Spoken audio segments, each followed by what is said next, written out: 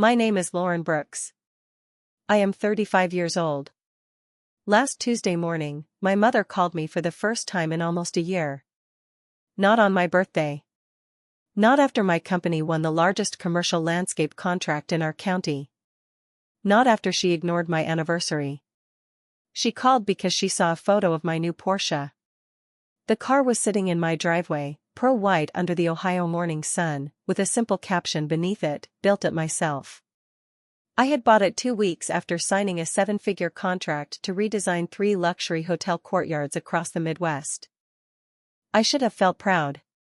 Instead, when I posted that picture, some quiet part of me wondered whether my parents would finally notice. That is the embarrassing truth. Even at 35, even with my own house, my own company, my own husband, and my own life, some small wounded child inside me still wanted my parents to look up and say, "Lauren, we see you." They did look up. But not because they saw me. Because they saw money. I was standing in my kitchen when my mother's name appeared on my phone. Noah, my husband, looked at the screen before I picked it up. He did not say anything. He did not have to. We both knew what 11 months of silence meant. We both knew my mother did not call without a reason. I answered anyway. "Mom." There was a pause, as if she was surprised I had not said more. Then came her familiar warm voice, soft at the edges and sharp underneath. "Lauren, honey, we need to have a family meeting tomorrow night." No hello. No how are you. No congratulations on the contract she had not acknowledged. Just a meeting. About what? I asked. Another pause. Your brother. Of course. Tyler Brooks. The golden child. The son my parents always made room for, even when they had to push me out to do it. What about Tyler? I asked. My mother sighed dramatically, the way she did when she wanted sympathy before revealing facts. He is going through something difficult, and family needs to come together. Family. That word had become expensive in our house. It was rarely used when I needed support. It appeared whenever someone wanted something from me. What kind of difficult? I asked. We should discuss it in person. Mom. My voice was calm.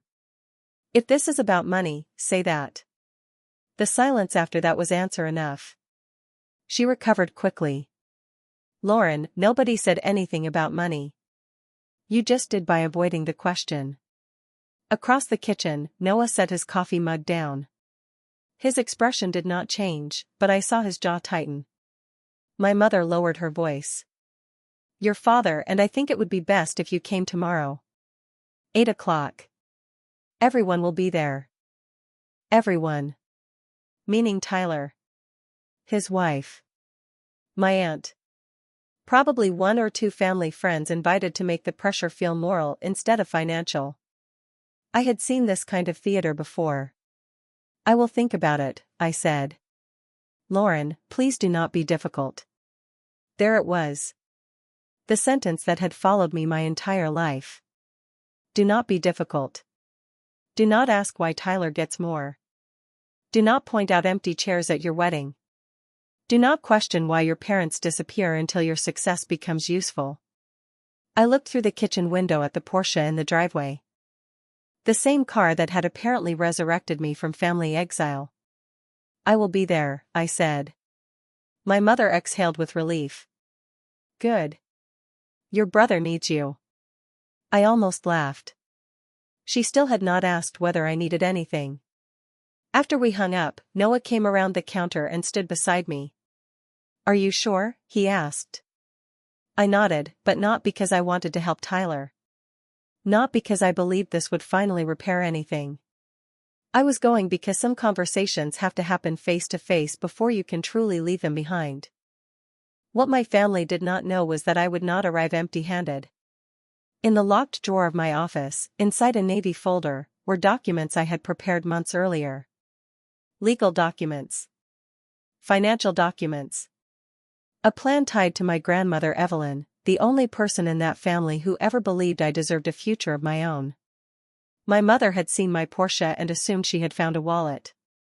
But tomorrow night, when I walked into that living room, my family was going to discover that the money they wanted had already been given a purpose.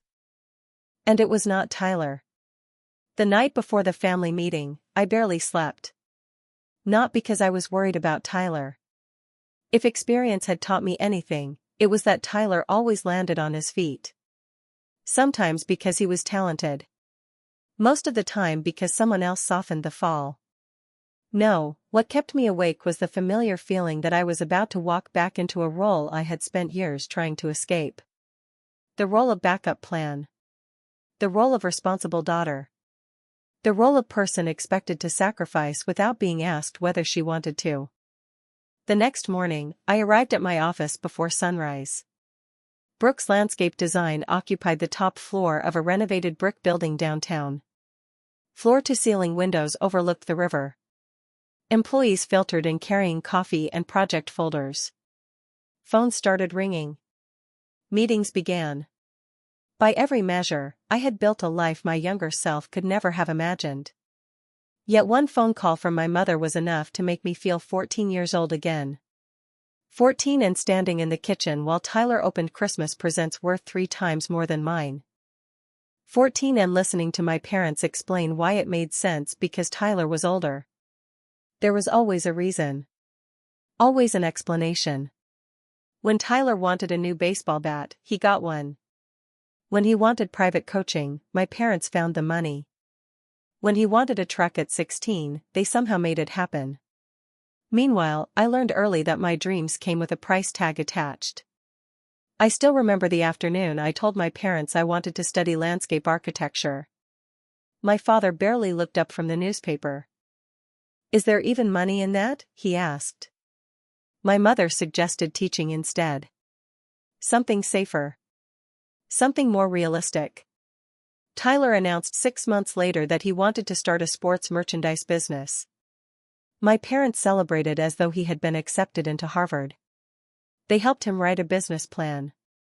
They borrowed money against their savings. They told every relative who would listen that Tyler was destined for success. I learned an important lesson that year. The same dream sounds different depending on which child is speaking. Around lunchtime, I found myself thinking about Grandma Evelyn.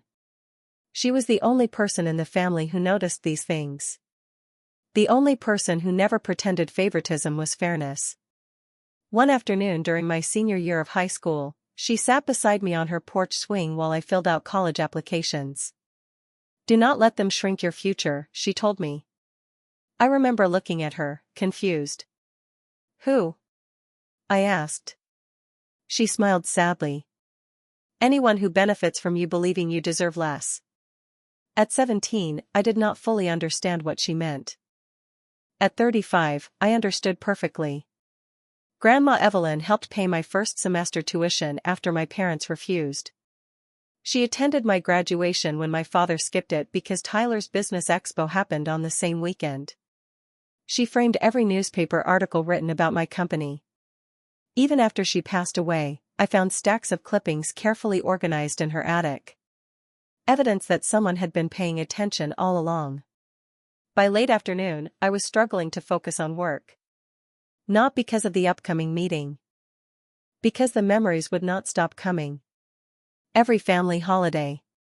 Every birthday. Every accomplishment quietly overshadowed by Tyler's latest crisis or ambition. Looking back, the pattern was obvious. Tyler received investment. I received advice. Tyler received forgiveness. I received expectations.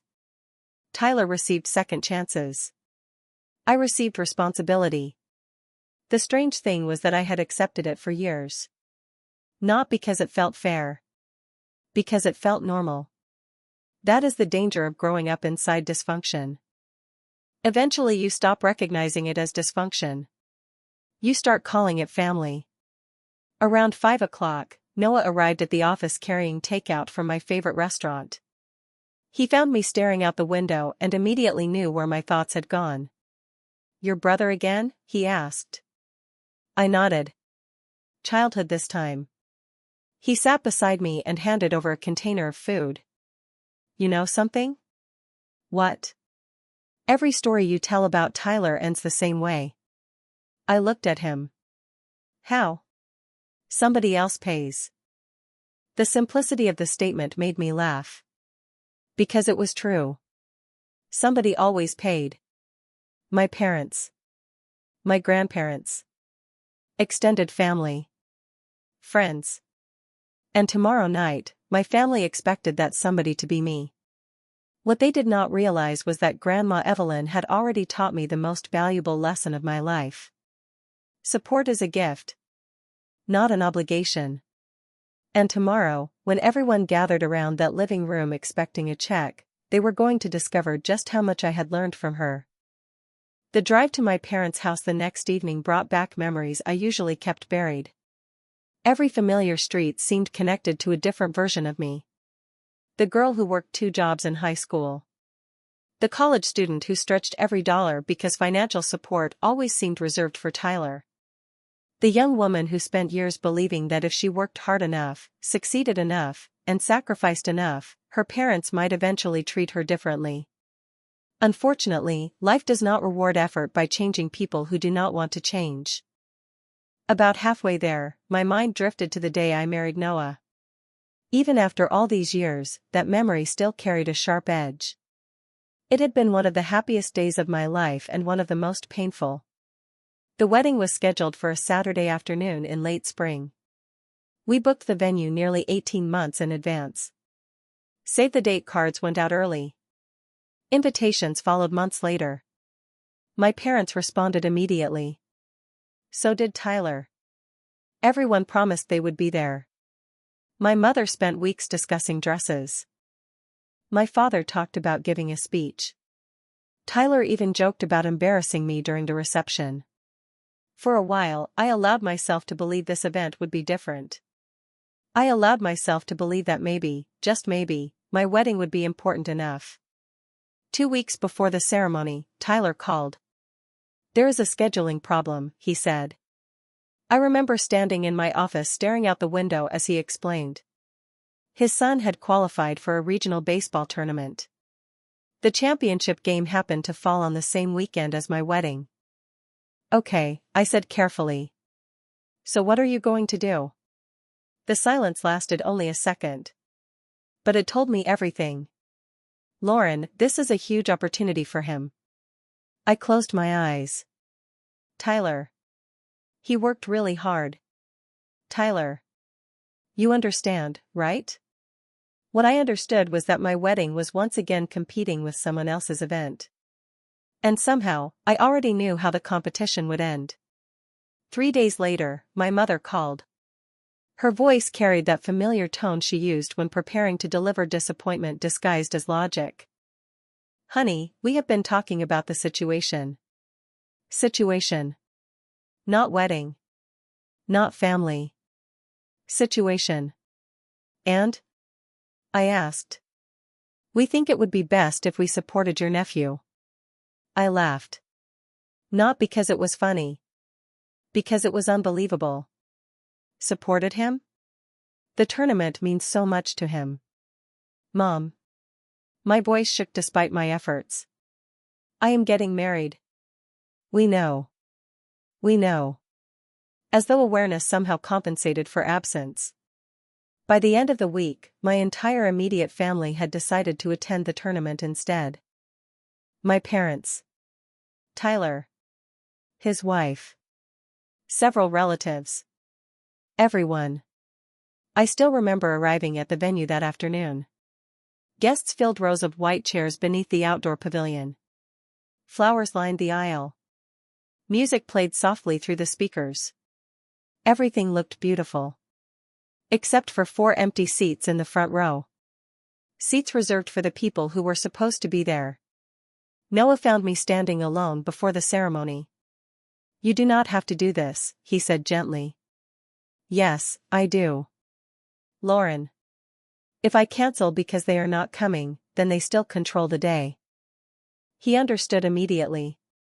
That was one of the reasons I married him. He always understood. When the ceremony began, I walked down the aisle without my father. I smiled through photographs. I danced through the reception. I celebrated with friends who loved me enough to show up. But every now and then, my eyes drifted toward those empty chairs. The next morning, my mother sent photos from the baseball tournament. Tyler's son holding a trophy. Everyone smiling. Everyone together. No apology. No regret. No acknowledgement of what they missed. That was the moment something inside me changed. Not dramatically. Not all at once.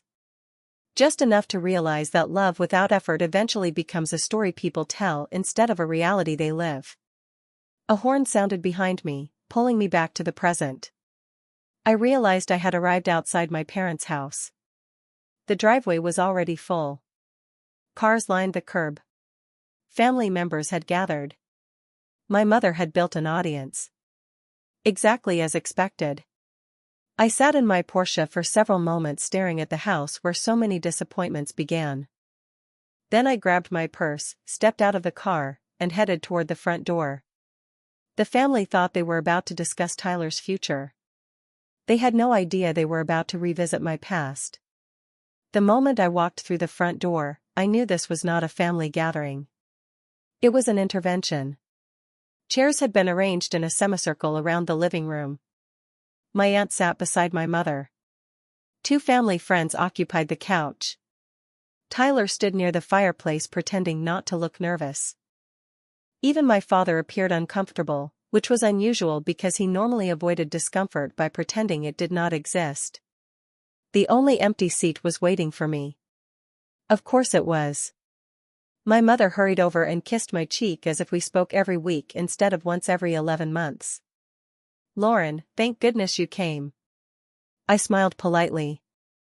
"You made it sound mandatory." Several people laughed. My mother did not. That told me everything. She guided me toward the empty chair. The moment I sat down, the room became quiet. Nobody offered coffee. Nobody asked about my business. Nobody mentioned the hotel contract that had recently made local news. They skipped directly to the reason I was there. Tyler cleared his throat. "I appreciate everyone coming." I almost laughed. Everyone. The same word my mother used. Apparently everyone mattered now that Tyler needed something. My brother shifted awkwardly. "As most of you know, the market has been difficult." Immediately, I recognized the tone. It was the tone people use when preparing to explain why consequences should not apply to them. Tyler owned a sporting goods distribution company. Or at least he did until several poor decisions started catching up with him. I folded my hands and listened. For 20 minutes, Tyler described economic conditions, supplier problems, shipping delays, and unexpected setbacks. It was an impressive presentation. The only thing missing was accountability. Not once did he mention the luxury vacations he posted online. Not once did he mention the expensive truck he purchased 6 months earlier. Not once did he mention ignoring advice from business consultants he hired and then refused to follow. By the time he finished, my aunt looked ready to cry. My mother already looked emotional. Exactly as planned. Then Tyler finally reached the point. "The company needs capital." There it was. The truth. My mother immediately leaned forward. "Lauren, your brother has worked so hard." I looked at her. "How much?" Tyler hesitated. $200,000. The room became silent. Not because the number surprised anyone. Because hearing it out loud made the request impossible to disguise. $200,000. Not a temporary loan. Not emergency rent money. $200,000. My mother quickly jumped in. "You have done so well, Mom. And we are all family. Mom. Tyler would pay it back." That almost made me laugh. Almost. Instead, I looked directly at my brother. "Would you?" He avoided eye contact. That answer told me more than words could. My aunt spoke next. Lauren, you have a beautiful house. Family friend number one added, and that Porsche. There it was. The car. The reason this meeting existed at all. Nobody had called after years of hard work. Nobody had called after business milestones. They called after seeing visible evidence of money. Interesting, I said. My mother frowned. What? Nobody here seems interested in how I built my business. The room shifted uncomfortably. That is not fair, my mother replied. Really? I asked calmly. How many of you know how many employees I have? Silence. How many of you know what my company actually does? More silence. How many of you attended my wedding? The room froze. My mother's expression collapsed. Tyler looked away. My father stared at the floor. Nobody answered because nobody could. Finally Tyler spoke. That was years ago. For you. My voice remained calm. For me, it was my wedding day. The room fell silent again. This time nobody rushed to fill it. Then my mother tried a different strategy. Tears. Lauren, this is not about the past. I looked around the room slowly. Actually, I think it is. My father finally spoke. What do you mean? I mean everyone here assumes I owe something. I leaned back in my chair. And people usually feel entitled to things they have been receiving for a long time. Tyler's face hardened. Are you saying no? The question arrived sooner than expected. I smiled slightly. I have not answered yet. Because the truth was even better. They thought tonight was about money. They thought the conversation ended with yes or no. What none of them knew was that months earlier, long before my mother saw the Porsche, I had already made a decision about where a large portion of my money would go. And by the time this meeting ended, the entire room would learn exactly what that decision was. The silence after Tyler asked for my answer stretched across the living room like a tight wire. Everyone watched me. My mother. My father. My aunt. The family friends. Tyler. They all expected the same thing. Resistance first. Agreement eventually. That had always been my role. Push back a little. Then sacrifice anyway. What they did not understand was that I had spent the last decade becoming someone different. Before I answer, I said calmly, I have a few questions. My mother immediately looked uncomfortable. Questions had a way of ruining carefully planned pressure campaigns. Tyler crossed his arms. Like what? Like why the bank thinks I am involved. His expression changed instantly. Not dramatically. Just enough. But I saw it. So did my father. What are you talking about? My mother asked. I reached into my purse and removed a folded document. Earlier that afternoon, my attorney emailed it to me after performing a routine search. I slid the paper across the coffee table. That. Tyler stared at it. Then looked away. My mother picked it up first. Her face lost color as she read. What is this? She whispered. According to the lender, I said, someone informed them that I was likely willing to co-sign certain obligations if necessary. The room went completely silent. My aunt looked confused. My father looked alarmed. Tyler looked trapped. Tyler? I asked. He rubbed his forehead. It was not exactly like that. Then explain it. He shifted in his seat. I may have mentioned that my sister was successful. That is not the same thing. I never promised anything. You implied something. My voice remained calm, which somehow made everyone more nervous. The truth was simple. Tyler had already started spending money he did not have. My money. The same way he spent family support his entire life. As though it automatically belonged to him. My mother immediately tried damage control. I am sure this is all a misunderstanding. Interesting, I replied. Because misunderstandings seem to happen every time someone expects something from me. Nobody responded. They could not. The evidence sat right there on the coffee table.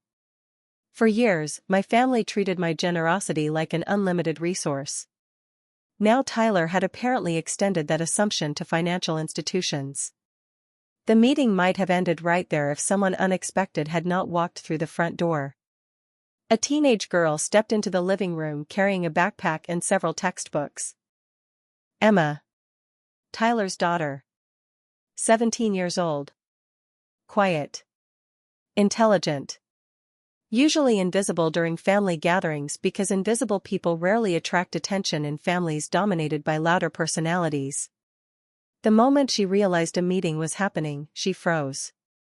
Sorry, she said. I did not know everyone was here. It is fine, I replied. Emma offered a polite smile before heading toward the hallway. Then I noticed something sticking out of her backpack. A large envelope. University letterhead. Architecture program. My attention sharpened immediately. Emma. She turned around. Yes? Did you hear back from colleges? Her eyes widened slightly. A few. Tyler looked confused. What colleges? Emma hesitated. The ones I applied to. You applied already? The surprise in his voice told me everything. He had no idea. Neither did my mother. Neither did my father. Emma had been planning her future quietly while the rest of the family focused on Tyler's latest emergency. Which schools? I asked. Emma looked nervous. Then she named one of the best architecture programs in the country. The room went silent again. You got in? I asked. She nodded slowly. With honors. Pride surged through me. Not because of the acceptance itself. Because I recognized the expression on her face. It was the same expression I wore at 17. The expression of someone dreaming beyond the limits other people placed on them. Unfortunately, nobody else seemed particularly interested. My mother immediately redirected attention back toward Tyler. That is wonderful, sweetheart. We can talk about that later. Later. The word landed harder than anyone realized. Because later was exactly what happened to dreams in our family whenever Tyler had a crisis. Emma smiled politely and disappeared upstairs. But before she reached the staircase, I noticed something else. Disappointment. Small. Quiet. Familiar. Suddenly I understood why Grandma Evelyn's name had been on my mind so often lately. For the first time all evening, I felt certain I was looking at the real reason I had been guided toward this moment. Tyler thought this story was about his business. My parents thought it was about money. They were both wrong. Upstairs, a 17-year-old girl had no idea her future was about to become far more important than her father's debt. The meeting continued for nearly another hour after Emma went upstairs. During that time, the conversation followed a pattern I knew well. Tyler described problems. My mother described sacrifices. My aunt described family obligations. Everyone found a different way to say the same thing. Lauren should help. Nobody seemed interested in discussing why Tyler needed help. Only why I should provide it. Eventually, I stopped listening and started observing. The room told a story all by itself. My mother sat closest to Tyler. My aunt nodded whenever he spoke. The family friends looked increasingly uncomfortable. My father remained strangely quiet. That caught my attention because silence from my father usually meant he was thinking. Around 9:30, Tyler finally lost patience. Lauren. His voice cut through the room. Are you going to help or not? Everyone turned toward me. The moment had arrived. Slowly, I opened my purse and removed a navy folder. The same folder I had mentioned to Noah. The same folder that had been waiting in my office for months. My mother immediately relaxed. Tyler smiled for the first time all evening. My aunt looked relieved. Apparently everyone assumed they were about to receive good news. "Thank you," my mother said. "I knew you would do the right thing." I almost laughed. They had not seen a single page yet. "Mom," I said calmly. "You should probably wait." Her smile faltered slightly. I opened the folder and placed several documents on the coffee table. Nobody moved at first. Then Tyler reached forward and picked up the top page. His expression changed immediately. "What is this?" "Read it." He scanned the document again. Then again. Confusion slowly turned into frustration. "This is not a loan agreement." "Correct." My mother leaned over his shoulder. "The Evelyn Brooks Future Creators Scholarship Fund," she read aloud. The room became silent. Even my father looked surprised. "Scholarship?" my aunt asked. "What scholarship?" I folded my hands together. 6 months ago, I established a charitable education fund in my grandmother's name. Nobody spoke. "Why?" my mother finally asked. "Because Grandma Evelyn spent her entire life investing in people nobody else noticed." My voice remained steady. "I wanted to continue that legacy." Tyler tossed the document onto the table. "What does that have to do with tonight?" "Everything." His face darkened. "Lauren. The fund currently contains $250,000. The room froze. Every single person began doing the same calculation. $250,000. More than enough to save Tyler's business. More than enough to solve his problems. My mother looked hopeful again. "Then surely, no." The word landed like a stone. Complete silence followed. "The money is not available for business debt." My mother's face fell. Tyler stared at me in disbelief. "You are serious?" "Completely." "You would rather give money away to strangers?" "Not strangers." I looked toward the staircase. "Dreamers." The room remained frozen. Then my father asked the question nobody expected. "Who receives the scholarship?" I smiled slightly. "The first recipient has already been selected." My mother frowned. "Already?" "Yes." Tyler crossed his arms. "Who?" I glanced upstairs again. Then back toward the room. "Someone in this house." Confusion spread instantly. My aunt looked around. My mother looked puzzled. Tyler looked irritated. Only my father seemed curious. "Who?" he asked again. I stood slowly. "Would someone mind asking Emma to come downstairs?" My mother's eyes narrowed. "Emma?" "Yes." Nobody understood yet. Not Tyler. Not my mother. Not my aunt. But upstairs, a 17-year-old girl was about to walk into the most important moment of her life.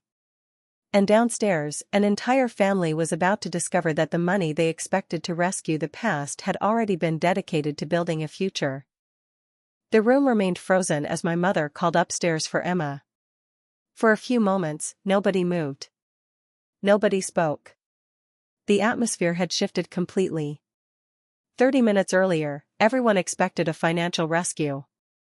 Now they were staring at scholarship documents and trying to understand how the conversation had escaped their control. Footsteps sounded on the staircase. Emma appeared carrying the same backpack she had been carrying all evening. She looked confused by the silence. "Did I do something wrong?" she asked.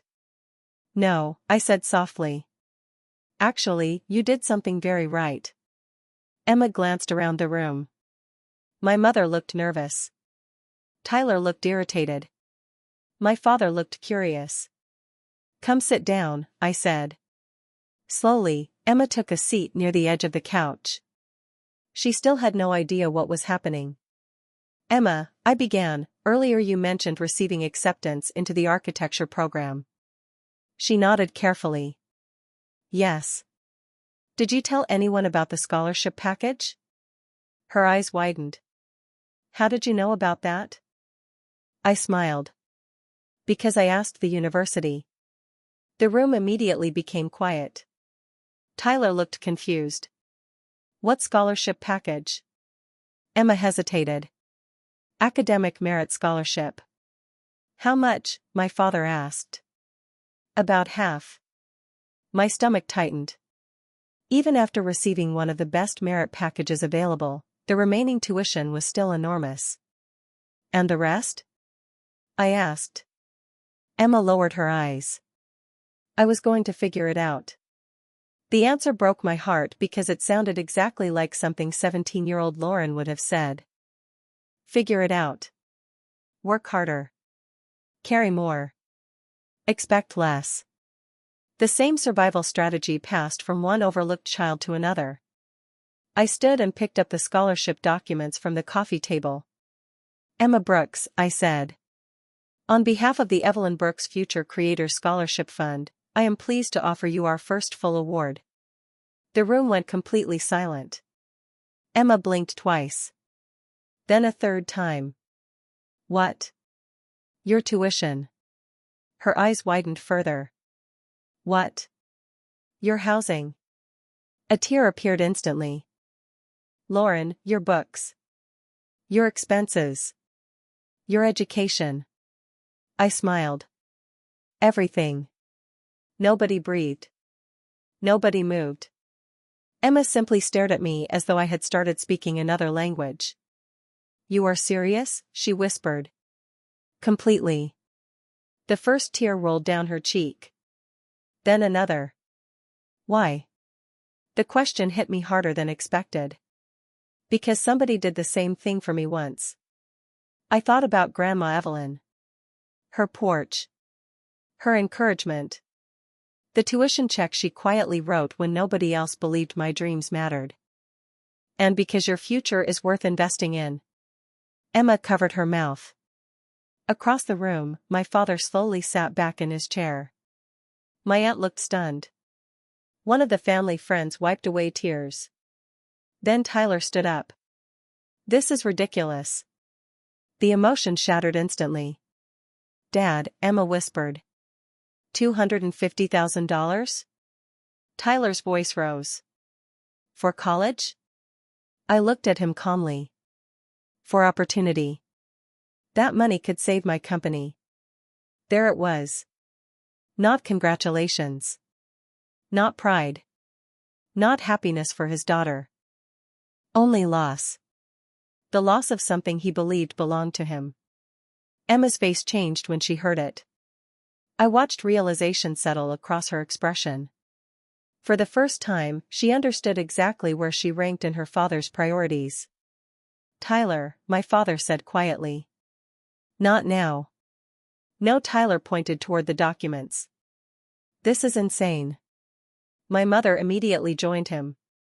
Lauren, surely there is a compromise. There is. Good. She looked relieved. Emma receives the scholarship. Her relief disappeared. That is not what I meant. I know. Emma was crying openly now. Not dramatic tears. The quiet tears of someone who had carried uncertainty for too long. I thought I was going to have to give it up, she admitted. Nobody spoke. What? I asked gently. The school. She looked down. I thought it was impossible. My heart broke all over again. Because dreams should not feel impossible to 17-year-olds. Especially not talented ones. It is not impossible anymore, I said. Emma stood up and wrapped her arms around me. The room disappeared for a moment. Tyler's anger. My mother's disappointment. The pressure. The expectations. None of it mattered. Because right there in that living room, something important had happened. The cycle had broken. For one generation, at least. Unfortunately for my parents and Tyler, the evening was far from over. Because after Emma finally sat back down, my father looked around the room and asked a question nobody wanted to answer. Why does this feel more important than saving the business? And for the first time all night, nobody had a good response. My father's question lingered in the room long after he asked it. Nobody answered immediately because nobody could. Why did helping Emma pursue her future feel more meaningful than saving Tyler's struggling business? The answer was obvious. One path rewarded responsibility. The other rewarded a pattern that had been repeated for decades. My mother was the first to recover. "Robert, that is not fair." My father turned toward her. "Why not?" The directness in his voice surprised everyone, including me. My father rarely challenged anyone, especially my mother. "Because Tyler is family," she replied. "Emma is family too." Silence. My mother opened her mouth, then closed it again. For the first time all evening, she seemed genuinely unsure of what to say. Tyler was not. "This is unbelievable," he snapped. "Everyone is acting like I am some kind of villain." "Nobody said that," I replied calmly. "You did not have to." He pointed toward Emma. "You were giving away money that could save jobs." "No," I shook my head. "I am investing in a future." Tyler laughed bitterly.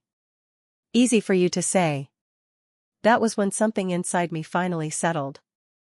For years, I tried explaining my feelings carefully. Politely. Gently. Tonight, I realized nobody had ever extended the same consideration to me. "You know what is interesting?"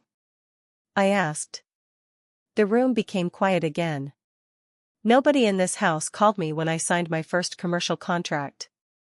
Nobody responded. Nobody called when my company expanded. Silence. Nobody called when I hired my 20th employee. More silence. But the second someone saw a Porsche, suddenly family became important. My mother's face turned red. My aunt looked away. Even the family friends seemed embarrassed. "That is not true," my mother said weakly. "Really?" I asked. "When was the last time you visited my office?" No answer. "When was the last time you asked about my projects?" Silence. "When was the last time you called just to see how I was doing?" The room felt smaller with every question.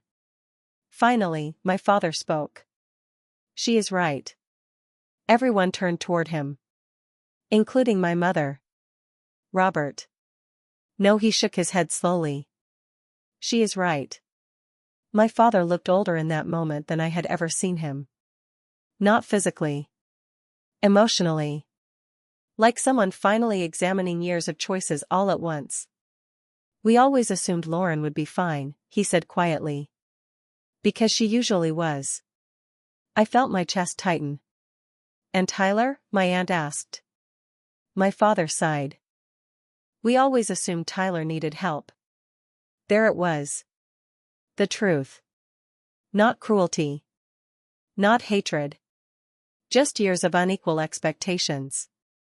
Years of believing one child needed support while another needed none. The result was the same either way. Emma wiped her eyes. "Grandpa?" He looked at her. "Yes?" "I never wanted anyone fighting because of me." My father smiled sadly. "This is not because of you." "Then why?" The question came from a 17-year-old, but nobody else in the room seemed capable of answering it. Finally, I did. Because sometimes families get so used to certain stories that they stop noticing when those stories hurt people. Emma nodded slowly. She understood. Probably better than most adults in the room. Tyler stood abruptly. "Fine." Everyone looked toward him. "If nobody cares about my problems, then fine." He headed toward the door. My mother immediately stood. "Tyler." No, he shook his head. Apparently everyone already decided who matters. The irony was so overwhelming that nobody even pointed it out. He left. The front door slammed behind him. My mother followed shortly afterward. For several minutes, nobody spoke. Then my father turned toward me. "I should have been at your wedding." The words landed softly. No excuses. No explanations. Just truth. I swallowed hard. Yes. He nodded. I know. For the first time in years, the room felt honest. Not comfortable. Honest. There is a difference. Eventually, I gathered my things and prepared to leave. Emma hugged me one more time before I walked out. My father walked me to the driveway. The Porsche sat beneath the porch light exactly where everyone had admired it earlier. Funny. By the end of the night, nobody seemed interested in the car anymore. Lauren, my father said quietly. Thank you. For what? For helping Emma. I looked back toward the house. Grandma Evelyn helped me. He smiled sadly. She would be proud of you. As I drove away, I realized something important. The meeting had started because everyone thought I owed my brother a future. It ended with someone else receiving one instead. And for the first time in a very long time, that felt exactly right. 1 year later, I stood in the lobby of the Evelyn Burke's Future Creators Scholarship Foundation and watched a group of young students tour the building for the first time. Some came from small towns. Some came from families that could barely afford college applications.